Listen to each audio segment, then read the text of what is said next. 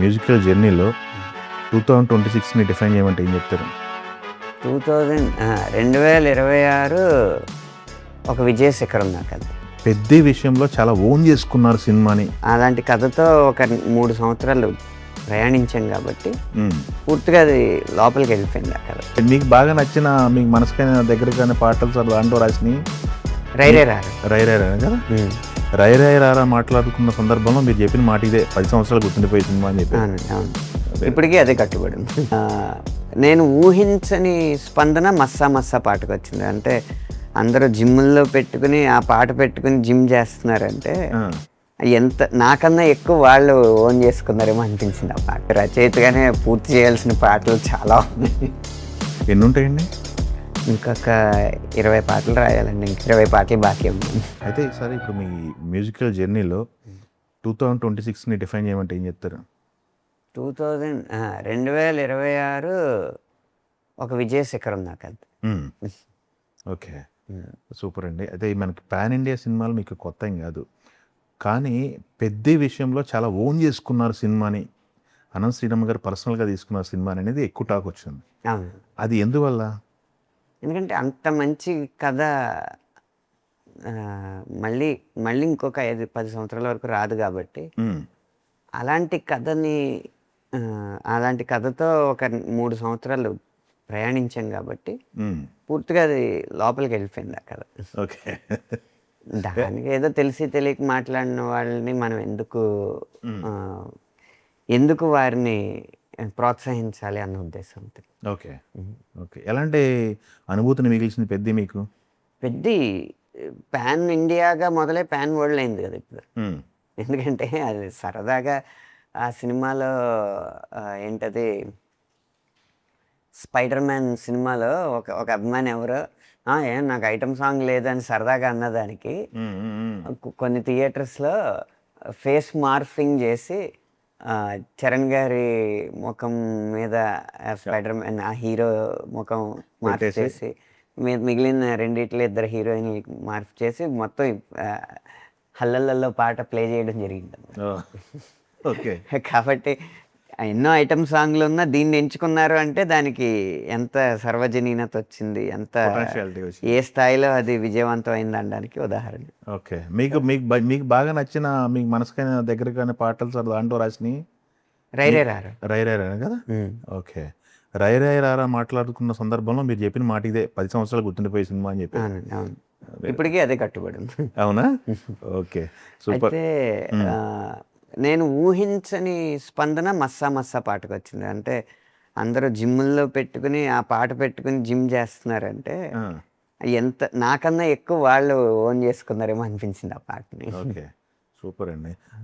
అనంత్ శ్రీరామ్ గారిలో మార్పు అనేది ఎప్పుడు నుంచి ఎప్పటి వరకు అయింది? మొన్న ఈ మధ్య చిరంజీవి గారు కూడా మిమ్మల్ని, మీ స్టైల్ని మిమ్మల్ని మెచ్చుకున్నారు స్టేజ్ మీద. ఏంటి ఆ స్టైలిష్గా తయారవ్వాలి, మేక్ ఓవర్ అవ్వాలి, లేకపోతే ఇలా స్టైల్ మెయింటైన్ చేయాలి అనేది ఎక్కడి నుంచి మొదలైంది మీకు? అంటే ఎక్కువ అటెన్షన్ టైం తగ్గిపోవడం వల్ల ఇప్పుడు ఏది జరిగినా కూడా అండి, గొప్ప హిట్ అయినా ఆ 4-5 రోజులే ఉంటుంది, గొప్ప హిట్ కాకపోయినా ఆ 4 రోజులే ఉంటుంది, ఏం అచీవ్మెంట్ చేసినా అప్పటికప్పుడు. కాబట్టి ఎప్పటికప్పుడు అటెన్షన్ అనేది సమాజానికి కావాల్సి వస్తుంది. ఎప్పుడు 1990లో 2000లో 2010లో లిరిక్ రైటర్ ఎలా ఉన్నాడో అలాగే ఉంటే మనం ముందుండడం కష్టం అని నాకు కోవిడ్లో జ్ఞానోదయం అయింది. కోవిడ్ నుంచి, ఎందుకంటే ఎక్కువ ఆలోచించుకుంటాం కదా ఏంటి ఇప్పుడు అని. ఇన్ఫ్లుయెన్సర్స్ చేయగలిగేది మనం కూడా చెయ్యాలి అన్న ఉద్దేశంతో దానికి సరిగమప అన్న ప్రోగ్రామ్ను వేదికగా ఎంచుకున్నాను. ఓకే, అప్పటి నుంచి మార్పు మొదలైంది. ఓకే, సూపర్ అండి. మన చిరంజీవి గారు స్టేజ్ మీద మాట్లాడుతుంటే ఏంటి పరిస్థితి? చిరంజీవి లాంటి కొద్దిగా మీ స్టైల్ గురించి మాట్లాడుతుంటే, ఆయనే స్టైల్ గురించి మాట్లాడుతుంటే నేను ఏం మాట్లాడలేక మళ్ళీ అక్కడి నుంచి వెళ్ళిపోయాను నేను పక్కకి. అంటే ఆయన సహృదయం, అంటే ఏ చిన్నదైనా ప్రశంసిస్తే వాళ్ళకు ఒక ఉత్సాహం వస్తుంది. మళ్ళీ ఇంకా పని చేస్తారండి. అంటే ఇంత చిన్న పరిశ్రమ అంటే 10,000 మంది ఉన్న ఒక వ్యవస్థ అండి. అవును. అందరూ అటు దాని చుట్టే తిరగాలి. ఆ 10 కిలోమీటర్ల రేడియస్‌లోనే ఉంటదది. ఉమ్. సో, మనల్ని మనమే ఇక్కడ ప్రోత్సహించుకోవాలి. ఎవరో వచ్చి ప్రోత్సహించరన్న ఆయన మంచితనం ఉంది చూసారా? అవును. నన్నొక్కడినే కాదు, అక్కడున్న ప్రతి ఒక్కరిని అలాగే ప్రశంసించారు. ఉమ్. నాది కొంచెం నన్ను ప్రశంసించడంలో కాస్త ఆప్యాయత, హ్యూమర్ అవన్నీ తోడైనయి కాబట్టి అది కొంచెం ఎక్కువ అనిపించింది. ఓకే. సూపర్ అండి. ఇప్పుడు ఆన్ స్క్రీన్ ఏం సినిమాలు చేస్తున్నారు, ఎన్ని సినిమాలు చేస్తున్నారు, నటుడిగా ఎన్ని సినిమాలు చేస్తున్నారు ఇప్పుడు మీరు? ప్రస్తుతానికి ఏం చేయట్లేదు. అవునా? రచయితగానే పూర్తి చేయాల్సిన పాటలు చాలా ఉన్నాయి. ఎన్ని ఉంటాయండి? ఇంకొక 20 పాటలు రాయాలండి. ఇంక 20 పాటలు బాకీ ఉన్నాను. ఓకే. 20 పాటలు. ఓకే, 20 పాటలు కంప్లీట్ అయిపోయాక ఇంకొక 20 వస్తాయిలేండి. మళ్ళీ వస్తూ ఉంటాయి. వస్తుంటాయి. ఎస్. నటుడిగా అదేలేండి, ఇందాక అడుగుదాం అనుకున్నాను, మరి అనిల్ గారి సినిమాలు ఏమైనా చేస్తున్నారా అని చెప్పేసి. లేదు, చేయట్లేదు. ఇవ్వలేదా మీకైతే? అన్యాయం చేశారు మీకైతే అనిల్ గారు. న్యాయమే చేశాడు. ఆ పాటలు మంచి ఇచ్చాడు.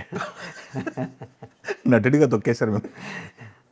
ఒక దర్శకుడికి ఈ మొహం ఈ పాత్ర బాగుంటది అని చెప్పి అనిపించినప్పుడు తీసుకోవాలి తప్పితే ఈ ప్రతి సినిమాలోనూ ఇవ్వాలి అని ఏం లేదు. ఓకే. సంక్రాంతికి వస్తున్నాం ఇచ్చినప్పుడు నేనేం అడగలేదు. ఆ తర్వాత ఇమ్మని ఏం అడగలేదు. ఆయనకి అనిపించి ఆయన సంక్రాంతికి వస్తున్నాం ఆయన చేయమని అడిగారా? ఆయనే చేయమని అడిగారు. ఓకే. ఓకే, సూపర్ అండి. అయితే ఈ మధ్య ఒకటి ఏపీలో మీ అది ప్రాబ్లం క్లియర్ అయిందండి, ఫాదర్ అండ్ మదర్ అది ల్యాండ్ ఇష్యూ అయిపోయిందా? అది కోర్టు వ్యవహారాలు కదండి, అది కోర్టులో నడుస్తూనే ఉందా? నడుస్తాను. ఓకే, సూపర్ అండి. తెలుగు వన్